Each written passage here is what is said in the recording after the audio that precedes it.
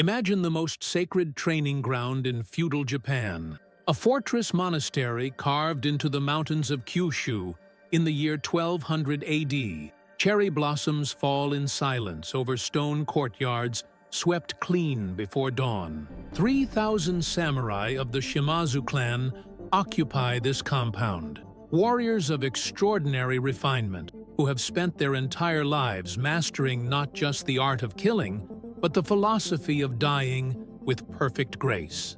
Sword masters meditate in garden courtyards. Archers practice the same draw 10,000 times until it becomes indistinguishable from breathing. Horsemen train their mounts to respond to the pressure of a single knee. The compound is a work of military architecture and cultural beauty simultaneously. Wooden gates reinforced with iron, stone walls 3 meters thick, watchtowers with unobstructed sightlines across every approach for 2 kilometers in every direction. Then something tears the morning sky apart. 3 machines of impossible metal descend from the clouds like mechanical dragons and hover over the training ground with a roar that stops every samurai cold. The machines release 50 figures into the courtyard and rise back into the sky before a single arrow can be knocked. Then they are gone. The silence that follows is the loudest thing anyone in that compound has ever heard. The 50 figures stand on the swept stone courtyard. They are enormous, taller than any man the samurai have ever seen, wrapped in iron and animal fur, braided beards hung with metal rings, eyes like winter ocean. They are Viking Berserkers from 9th century Scandinavia, the most feared close combat warriors the Norse world ever produced, ripped from their own time by fate and deposited into the heart of the most refined warrior culture on Earth.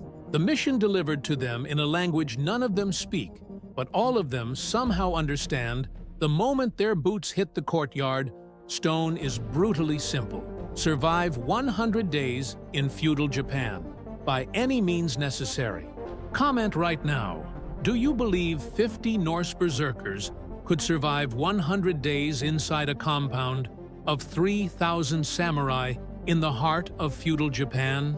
Because what I am about to reveal will destroy every assumption you have about what warrior culture actually means. The 50 Vikings stand in the courtyard and assess the situation with the instinctive tactical intelligence of men who have spent their entire adult lives doing exactly this: reading new terrain, reading new enemies, finding the edges that keep them alive. Their leader is a man named Ulf Ehrenjaw, 41 years old, missing his left eye from a sword fight in Dublin 14 years ago. He has raided the coasts of England, France, Ireland, and the Byzantine Empire.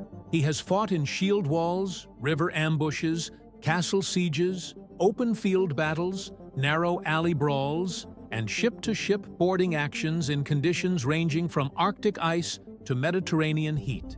He has never once run from a fight. He looks at 3,000 samurai surrounding his 50 men on 4 sides and does the same calculation he has done in every impossible situation he has ever survived. What do we have? What do they have? What can we take? The Norse berserker is not a straightforward warrior. The berserker state is something that requires specific understanding to grasp. It is not simply rage, it is a deliberate neurological shift that the Norse cultivated over generations of ritual and training. Before battle, berserkers consumed specific mushrooms, worked themselves into rhythmic chanting frenzies, and activated a physiological state that modern science would recognize as acute stress response pushed far beyond its normal operational threshold. In berserker state, the pain response is dramatically suppressed. Strength output increases significantly beyond normal human maximum.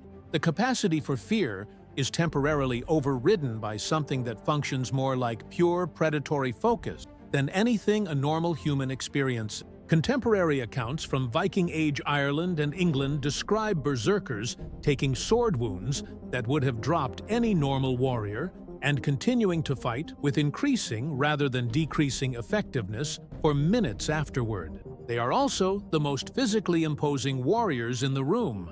Norsemen of this period averaged nearly 6 feet in height due to protein-rich diets and specific physical conditioning.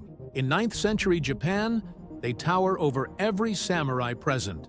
The arsenal they carry is the product of 300 years of Norse weapons development, refined through constant actual combat rather than ceremonial practice. Every tool has been tested in blood repeatedly before this moment.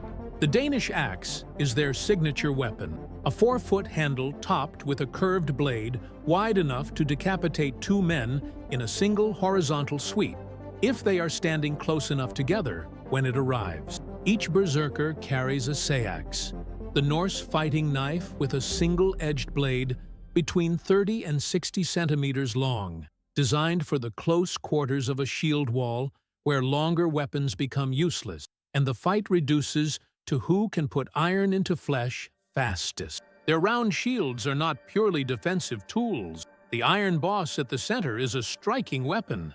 Berserkers are trained to punch the boss into faces and throats with enough force to shatter bone, while simultaneously using the shield edge to break the guard hand of an opponent trying to grab it. 12 of the 50 are specialists in the atgeir, the Norse halberd, a 6-foot pole weapon with an axe blade and a spear point that can perform both cutting and thrusting actions and keep armored opponents at a distance that swords cannot reach. They carry fire, sealed clay pots of pine resin, animal fat and sulfur that ignite on impact and burn with an adhesive intensity that water cannot extinguish. 5 pots per group of 10.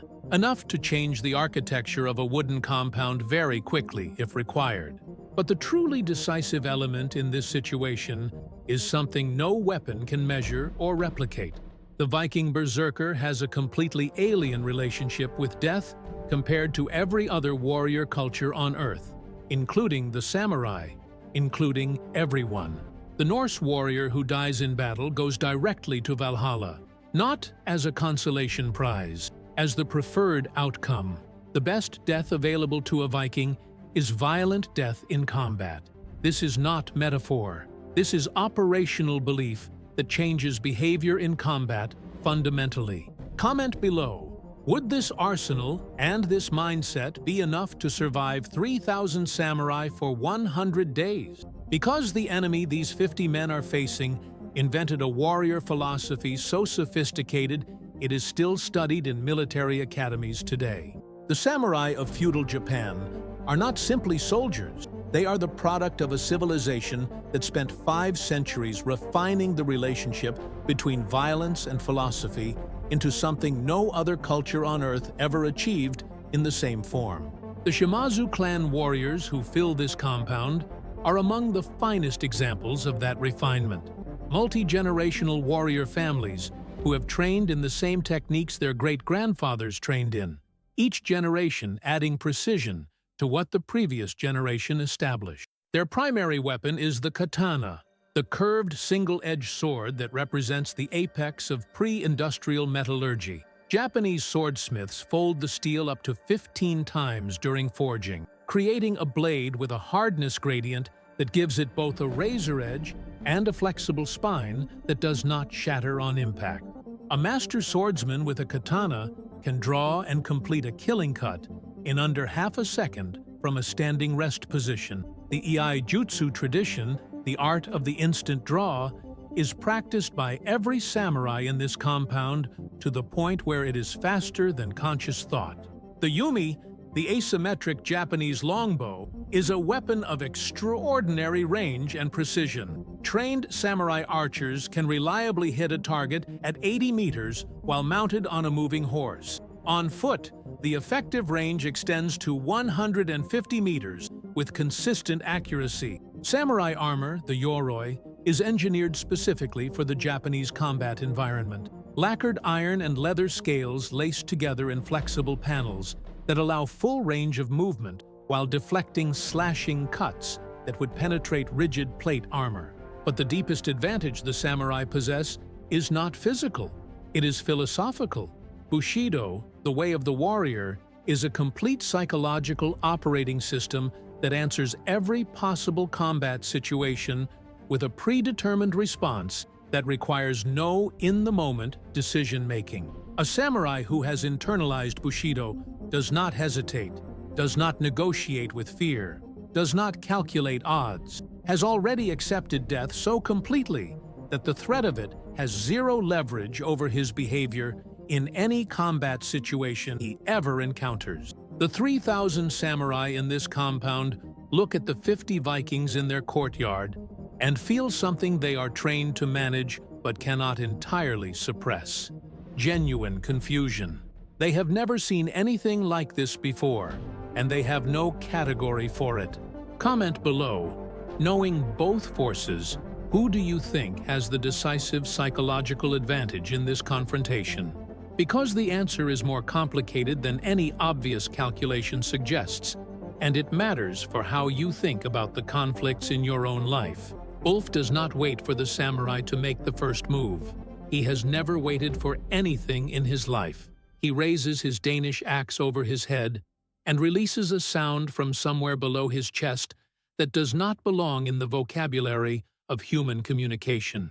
It is the Berserker call. It starts in the gut and rises through the chest and exits through the throat as something between a war cry and the sound a large predator makes when it has decided to stop being cautious. 49 Vikings join it simultaneously. The sound hits the stone walls of the compound and returns amplified. 3,000 samurai feel it physically in their chests before they consciously register what they are hearing. The samurai commander, a man named Yoshinobu, trained for 30 years in the reading of enemy intent before combat, recognizes immediately what this sound means. These men are not performing, they are transitioning. Something in them is genuinely changing. He raises his war fan and signals his archers. 100 samurai archers draw simultaneously and release a coordinated volley at the 50 Vikings.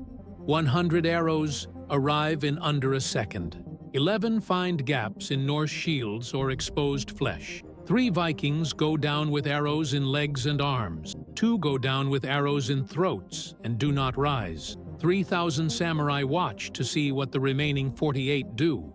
The remaining 48 Vikings accelerate toward the samurai line, not despite the arrows, because of them. In Berserker state, the death of brothers does not produce hesitation. It produces escalation. This is the thing Yoshinobu has no framework to process. The collision between 48 Berserkers and the front rank of samurai is the meeting of two things that have never met before. The most sophisticated sword culture on Earth, encountering warriors who do not process the fight the way any opponent the samurai have ever faced processes a fight. Samurai sword technique is built on reading the opponent, anticipating the cut, the stance, the breathing pattern that telegraphs the next movement. Every samurai in that front rank has read thousands of opponents and knows how humans move when they are trying to kill you. Berserkers in full state do not move the way humans move when they are trying to kill you.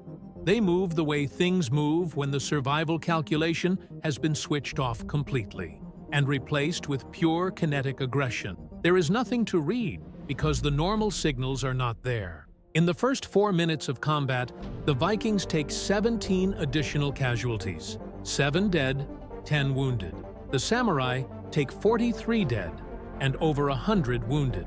The mathematics shock Yoshinobu more than the noise did. He signals withdrawal of the front rank and a tactical encirclement. He has 3,000 warriors. He does not need to defeat these men in a frontal exchange. He needs to contain them, exhaust them, and let numbers do the work that direct combat is clearly not going to accomplish cleanly. Comment if you are shocked that 48 men just fought through a compound of 3,000 and produced those numbers in 4 minutes. Because what happens over the next 48 hours is where this confrontation becomes something no one in either culture has a word for. Ulf takes stock of the situation after the first engagement. He has 31 fully functional warriors, 7 dead, 12 wounded to varying degrees. They have penetrated to the center of the compound and taken control of the main hall. a large wooden structure that becomes their immediate fortress. The fire pots come out, not to destroy the hall they are holding, to create a perimeter. Vikings spread burning resin along the approaches to the main hall in carefully calculated patterns that channel any direct assault into narrow approaches where samurai numbers lose their meaning. Yoshinobu watches the fire from the courtyard and understands something that changes his tactical thinking completely. These men are not just brawlers. The fire placement is not random. Someone among them is thinking architecturally about this space. He orders his own fire response. Samurai engineers begin diverting water from the compound's central cistern to create a firebreak around the main hall. It is the correct counter. Ulf sees it happening and nods with something close to professional appreciation. For the next 12 hours, both sides establish an armed standoff. The Vikings hold the main hall. The samurai hold everything outside it. Both sides tend their wounded in silence, punctuated by occasional probing attacks that neither side commits to fully. On the morning of the second day, something completely unexpected happens. A samurai sword master named Kenji, the finest blade in the entire SHIMAZU compound, approaches the main hall alone and unarmed. He carries nothing but a sake jar and 2 cups. Ulf watches from the doorway. He looks at this man for a long time. Then he does something that surprises every Viking behind him. He sets down his axe and walks out to meet him. They sit on the stone steps of the main hall and drink sake together, using gestures and the most rudimentary, improvised sign language humanity is capable of producing between 2 people who share no words at all. What they communicate in those 40 minutes is not information, it is recognition. 2 men who have spent their entire lives at the extreme edge of human violent capability, recognizing in each other something they have never encountered before in any opponent. A peer, not in technique, not in philosophy, in absolute commitment to excellence within their respective disciplines. The recognition of a man who has taken his craft to its limit, looking at another man who has done the same thing in a completely different direction. Comment below, do you think this moment of recognition between enemies changes what happens next? Or is it simply a pause before the inevitable continuation of violence? Because your answer reveals how you think about the nature of conflict itself. Kenji returns to Yoshinobu with a proposal. The commander listens for a long time without expression. Then he asks a single question. Is it genuine? Kenji answers without hesitation. It is the most genuine thing I have encountered in 30 years of this work. Yoshinobu calls a council of his senior samurai. The council debate lasts 3 hours. Traditionalists argue that the compound's honor demands the foreigners be destroyed completely, regardless of cost or admiration. Pragmatists point out the cost already paid in the first engagement and project forward. At the end of 3 hours, Yoshinobu sends a message to the main hall via a trilingual Chinese merchant who has been sheltering in the compound since the previous day, and speaks enough of both worlds to serve as a rough bridge between them. The message is, SHIMAZU clan recognizes the warriors in the hall as men of genuine martial ability. We propose a suspension of hostilities, not peace. Suspension. We wish to understand what we are dealing with before we continue. Ulf hears the translation and is quiet for a long time. He looks at his 31 remaining men, looks at the 12 wounded, looks at the fire perimeter that will not hold indefinitely against 3,000 determined samurai with access to unlimited water. He sends back a counter-proposal. 3 days of full suspension. During those 3 days, each side demonstrates their weapons and techniques openly to the other. No tricks, no preparation for deception. Pure exchange of martial knowledge between 2 traditions that have never met. Yoshinobu stares at the counter-proposal for a very long time. It is either the most audacious request he has ever received or the most sincere one. He cannot determine which. He suspects it may be both simultaneously. He agrees, and for 3 days, the most extraordinary martial exchange in human history takes place in a mountain compound in Kyushu, while cherry blossoms continue falling on stone courtyards as if nothing unusual is happening at all. The samurai demonstrate iaijutsu. The Vikings watch the half-second kill draw in silence and then request a demonstration at 1/4 speed so they can actually see what is happening. Kenji obliges, his face showing the expression of a master who has never been asked to go slowly before. The Vikings demonstrate the Berserker state. They choose Gunnar, the youngest and most controlled of their Berserkers, to show a managed entry into the combat-altered state. The samurai watch with an attention so complete that the courtyard is audibly silent during the demonstration. Yoshinobu asks through the merchant translator whether the state can be sustained. Ulf explains that the full state burns itself out in 15 to 20 minutes of peak intensity and leaves the warrior in a state of profound exhaustion afterward.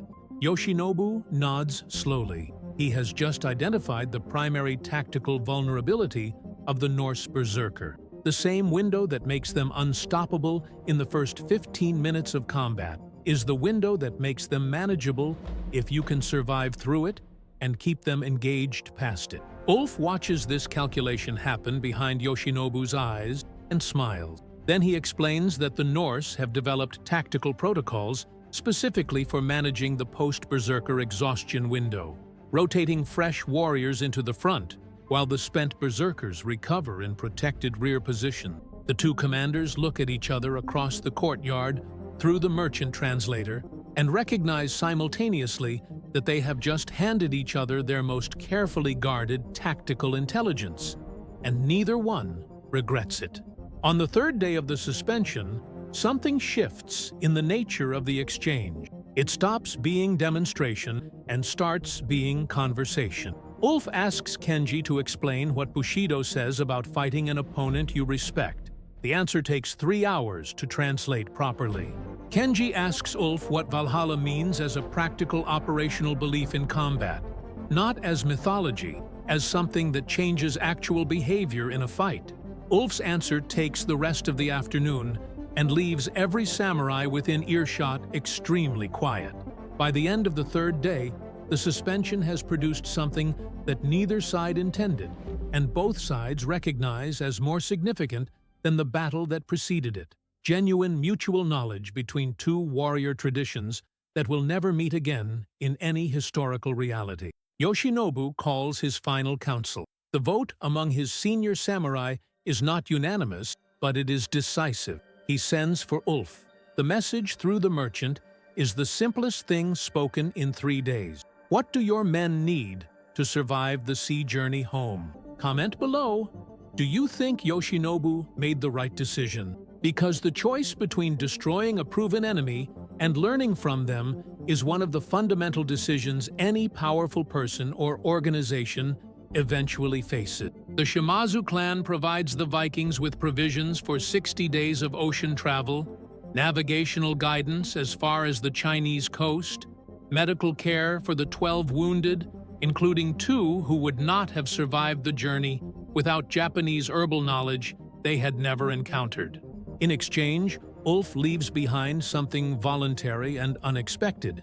He teaches 3 days of Norse shield wall technique to SHIMAZU's most senior sword masters, not as payment, as the reciprocal act of a man who understands that genuine exchange requires genuine contribution from both directions. The Vikings depart on the morning of the 47th day. They did not complete the 100-day mission as originally defined. They completed something more difficult, a 100-day mission in a foreign world that ended in understanding rather than destruction. Ulf stands at the compound gate as they leave and turns to look at the 3,000 samurai assembled to watch their departure. He raises his Danish axe in the Norse salute. Yoshinobu raises his war fan in response. Both gestures mean exactly the same thing across the cultural gap. Now, let me show you the 3 possible endings of this confrontation, depending on specific decisions made during those 47 days in the mountain compound of Kyushu. First ending, the Warrior Alliance. 50% probability. The exchange of knowledge produces something historically unprecedented. SHIMAZU clan incorporates Norse shield wall principles into their defensive formations. The hybrid tactical system proves devastatingly effective in the Japanese civil wars that follow. In Scandinavia, Ulf spends the rest of his life teaching a combat philosophy he calls the way of the focused blade, a synthesis of Norse aggression and something he absorbed from watching Kenji demonstrate Iai Jutsu 40 times in 3 days that he cannot entirely articulate but cannot stop applying. Two warrior traditions that never met in actual history change each other profoundly. Through 47 days of violent and then peaceful encounter in a mountain compound, no one outside of it ever fully believes the account of. Second ending, the honorable destruction. 35% probability. The 3-day suspension ends without agreement. The battle resumes on the 4th morning. The Vikings fight with everything they have for 11 more days. Every single one of them dies in the compound. But the cost to the SHIMAZU clan is staggering. 612 samurai dead. Nearly a quarter of the compound's total fighting strength, destroyed by 50 men from a civilization the Japanese did not know existed. Yoshinobu spends the rest of his life studying the tactical record of those 11 days. He writes a document about what the Norse warriors revealed about the limits of Bushido's assumption. That document becomes the most closely held military secret in SHIMAZU history for 2 generations. Third ending, the betrayal at sea. 15% probability. The Vikings accept the provisions and the guidance and depart peacefully on day 47. 3 days from the coast, SHIMAZU war junks overtake them under orders from a faction of the War Council that voted against the suspension. The sea battle lasts 4 hours. The Vikings fight from their provisioned fishing vessel with a ferocity that sinks 2 war junks before the end. Every Viking dies. Every man on both sunken junks dies. The remaining SHIMAZU fleet returns to port. Yoshinobu executes the War Council faction responsible the following morning. He then writes the account of everything that happened and seals it in a temple archive with instructions that it not be opened for 100 years. It is never opened. Tell us in the comments which ending you believe human nature makes most probable, and what that says about whether genuine exchange between adversaries is actually possible in the real world you live in. Throughout those 47 days, 6 critical decisions determined everything. Let me reveal each one and show you exactly what it means for the battles you are currently fighting in your own life. First decision, charge instead of negotiate on day 1. Ulf attacked the moment the helicopters left. He did not know the language, the culture, the compound layout, or any detail of what he was facing. He attacked because standing still was death, and movement was at least a variable. In your conflicts, motion before perfect information is almost always superior to paralysis while waiting for certainty. You will never have complete information. The question is whether your first move gives you more information than staying where you are provides. Second decision, use fire architecturally rather than destructively. The Vikings could have tried to burn the entire compound. Instead, they used fire to engineer the space in their favor, creating defensive channels rather than trying to destroy an environment they were still inside. When you have a powerful disruptive tool available, ask whether maximum deployment serves your actual goal, or whether precise strategic deployment creates more durable advantage. Burning everything down is rarely the answer when you still need somewhere to sleep tonight. Third decision, Ulf walking out unarmed to meet Kenji. Every tactical instinct a Viking Berserker has says never disarm yourself in the presence of an enemy. Ulf did it anyway, because he recognized something in Kenji's approach that no weapon was going to help him respond to correctly. Know when the moment requires you to put down the weapon and sit down. Not every situation that looks like a combat is a combat. Some situations that look like combats are conversations waiting for someone to have the courage to start them. Fourth decision, proposing the 3-day martial exchange. This was the most audacious move of the entire campaign. Asking your enemy to show you everything they know before you finish fighting them is either insane or genius, depending entirely on whether both sides mean it. The willingness to reveal genuine capability to an opponent in the interest of mutual understanding requires a level of confidence in your own value that most people never develop. Ulf proposed the exchange because he was not afraid of what Kenji would learn. He was curious about what he would learn from Kenji. Fifth decision: sharing the Berserker state's vulnerability openly. When Ulf explained the 15-minute window and the post-Berserker exhaustion to Yoshinobu through the translator, he handed his primary tactical opponent the information needed to defeat him. He did it anyway, because the exchange was genuine or it was nothing. There is no such thing as a real exchange of knowledge that only flows in one direction. Ulf understood this at a level that most people who claim to value openness never actually reach. Sixth decision: leaving the shield wall, teaching voluntarily. The provisions and safe passage were the agreed exchange. The 3 days of Norse technique were extra. Ulf gave them because he had received something he could not fully measure and wanted to respond in kind. Gratitude expressed through genuine contribution rather than through words is one of the rarest and most powerful human behaviors. It transforms a transaction into a relationship. It turns an adversary into something that does not have a clean English word, but that every culture in history has understood the value of. Comment which of these 6 decisions you think changed the entire outcome most fundamentally, because each one is a decision you are either making or avoiding in the most important areas of your current life right now. Now, let me translate what happened in that mountain compound into direct wisdom you can use in the impossible battles of your modern life. Because this is not a story about Vikings and samurai. This is a story about you. First lesson: your greatest asset in a new environment is the willingness to move before you fully understand it. Ulf had no information about feudal Japan. He had decades of experience converting insufficient information into survival decisions at high speed. That skill transfers to any environment. Stop waiting to understand your next challenge completely before you engage with it. You will never understand it completely before you engage. The understanding comes from the engagement itself. The Vikings teach that moving into the unknown is how the unknown becomes known. Second lesson: the Berserker state has a window and a cost.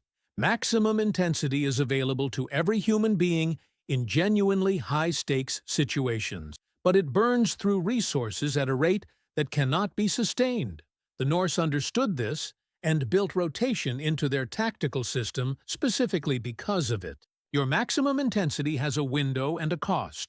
Identify it honestly. Build the rotation that lets you cycle through peak performance without destroying the capacity that makes peak performance possible in the first place. Sustainability and peak performance are not opposite. Rotation is how you have both.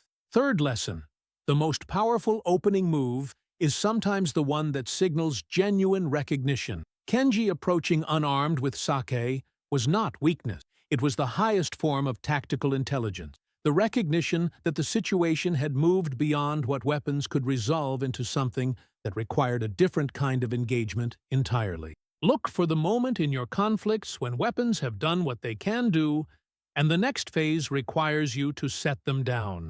That moment is almost always sooner than your ego suggests it is, and later than your fear tells you it is. Fourth lesson: genuine exchange requires genuine vulnerability. The 3-day martial demonstration worked because both sides showed real things, not performances, not the techniques they were comfortable showing, the actual core capabilities that defined what each tradition was at its deepest level. Partnerships, collaborations, negotiations, relationships of any kind that are based on performed capability rather than genuine capability will eventually collapse under the weight of what was withheld.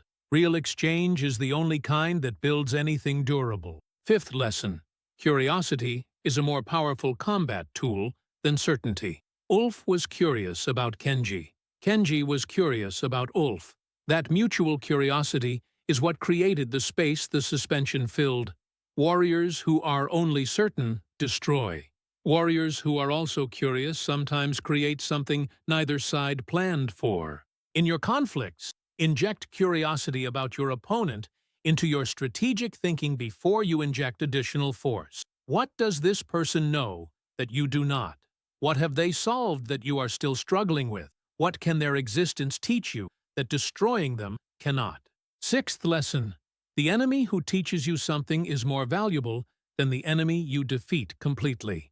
Yoshinobu learned more about the limits of samurai tactical assumptions from 47 days with 50 Vikings than from any domestic conflict in SHIMAZU history. That knowledge was worth more than the compound's honor demanded. Identify the opponents in your life who are showing you something true about your own limitations. Those people are your most expensive teachers. You are paying for their lessons in the currency of competition. Refuse to waste what they are teaching you by focusing only on defeating them. Seventh lesson: the Berserker charge is not always berserking. Ulf's first charge into 3,000 samurai was calculated. It was explosive and terrifying, and looked like pure animal aggression, but the fire placement afterward revealed a mind operating with complete strategic clarity during the chaos. True strategic aggression looks wild from the outside and feels controlled from the inside. Learn to distinguish between aggression that is genuinely calculated and aggression that is genuinely out of control. One of them is a weapon. The other one is a liability wearing the weapon's clothing. Eighth lesson: what you leave behind voluntarily defines you more than what you take. Ulf could have departed with the provisions and the safe passage and nothing more. He chose to give the shield wall teaching because he understood that what you contribute beyond the agreement is the only thing that truly survives the relationship. In every transaction, every partnership, every negotiation you enter, ask yourself what you will give beyond what was agreed. That excess is the only part of any exchange that people remember long after the terms have been fulfilled and forgotten. Ninth lesson: the half-second draw and the 15-minute window are both true. The samurai's Ai Jutsu is devastating within its operational parameters. The Viking Berserker state is devastating within its operational parameters. Both systems have windows of peak effectiveness, and both have costs when those windows close. Your system has a window. Know exactly where it is. Know exactly what it costs. Build everything else around maximizing the value you generate inside that window and protecting your capacity to enter it again when the next critical moment requires it. 10th lesson: the recognition of a peer changes everything. The moment Ulf and Kenji sat on those steps and recognized each other across every cultural and linguistic gap that separated them, the nature of the conflict fundamentally changed. Not because they became friends, because they became real to each other. Find the peer in every opponent, not to soften your competitive edge, to sharpen your understanding of what you are actually in competition with. The opponent you understand as a peer is an opponent you can learn from, predict accurately, and ultimately either defeat or collaborate with at a level of sophistication that treating them as a lesser adversary never allows. Comment below which of these 10 lessons speaks most directly to the specific battle you are in right now, because that answer is the intelligence report from your own front line that you most need to read. Here is the deepest truth buried in what happened in that mountain compound in Kyushu. The Vikings and the samurai were mirror images of each other that could not see themselves in the reflection because the mirror was pointing the wrong direction. Both cultures built their entire identity around the perfection of combat. Both cultures believed that the willingness to die was the precondition for the ability to fully live. Both cultures developed sophisticated philosophical frameworks to make violence into something with meaning beyond simple destruction. They arrived at these conclusions through completely different paths, across completely different geographies, across 1,000 years of separate development. And then they landed in the same compound and discovered something that neither tradition had language for, that you can pursue the same truth through radically different methods and arrive at something that is recognizable across every difference that separates the people who found it. The Berserker and the Samurai were not opposites. They were translations of each other into different cultural languages. Your greatest opponents in life are almost certainly pursuing something that overlaps significantly with what you are pursuing. They have simply approached it from a different direction, through different methods built on different assumptions than yours. The question is whether you are willing to recognize that overlap before you have spent everything you have trying to destroy them, or whether you will do what most people do and realize it only after the exchange is over, and you are standing at the compound gate watching them leave. Your empire mindset says these people are fundamentally different from me. Their methods are wrong. Their assumptions are backward. Their approach to what I value is inferior to mine. They have something I want. I will take it. Your Viking mindset says, I have never seen anything like this before. I want to understand what it is before I decide whether to destroy it or learn from it. Because destroying something I do not understand is wasteful, and I have never been able to afford waste.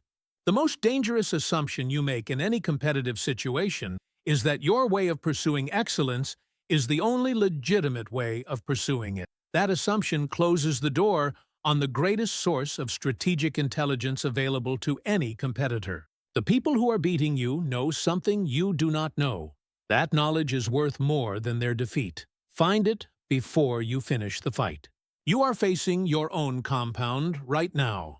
Maybe you are a small team surrounded by competitors who have mastered their version of excellence to a degree that should make your success impossible. Maybe you are an individual practitioner in a field dominated by established masters who developed their approach over decades before you arrive. Maybe you are a new idea trying to survive inside a system specifically designed to eliminate new ideas. You are the 50 Viking. Your challenge is the compound of 3,000 samurai. The question is not whether you can destroy what is in front of you. The question is whether what is in front of you has something worth understanding before you try. Here is your battle plan, drawn directly from the mountain compound in Kyushu. First, move into the new environment before you fully understand it. The understanding comes from the movement. Ulf did not study feudal Japan before he landed in it. He learned it by being inside it. Second, use your disruptive tools architecturally rather than maximally. Place the fire where it shapes the space rather than where it burns everything down. Maximum disruption deployed precisely creates more durable advantage than maximum disruption deployed everywhere at once. Third, recognize the moment when the weapon is no longer the right tool. Some situations that look like combats are conversations that require someone to put down the axe first. Be the one with enough confidence to put it down first. Fourth, propose the genuine exchange. Show what you actually are, rather than what you want your opponent to think you are. Real exchanges build real things. Performed exchanges build nothing that lasts past the moment when the performance becomes too expensive to maintain. Fifth, find the peer in your opponent before you find the weakness. The peer is the thing worth learning from. The weakness is just the thing worth exploiting. Both are useful, but only one of them makes you permanently better at what you do.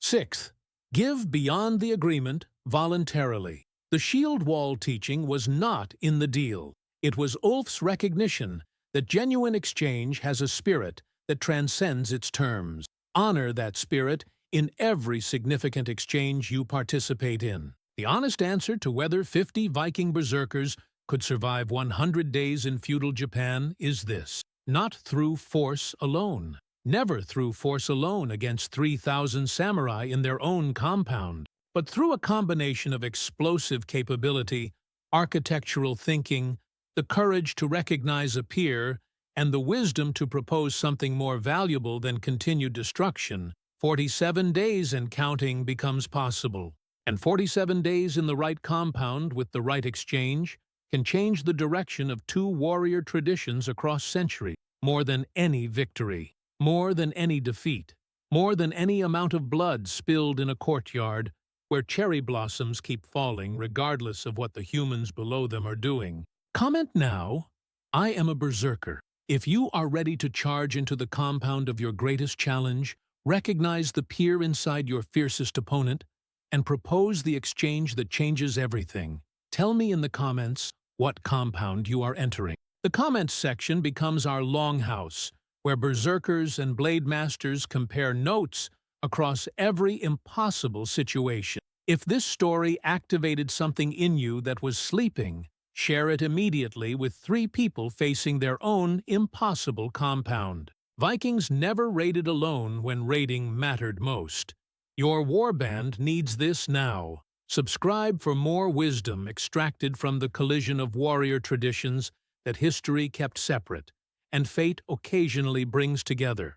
Next video, 100 Zulu warriors versus Napoleon's elite Imperial Guard. The collision of absolute physical courage against the most sophisticated military doctrine the European world ever produced on an open African plain. Charge like a berserker, think like a blade master, and when the moment arrives to put down the axe and sit on the stone steps with the sake jar, have the courage to do that too.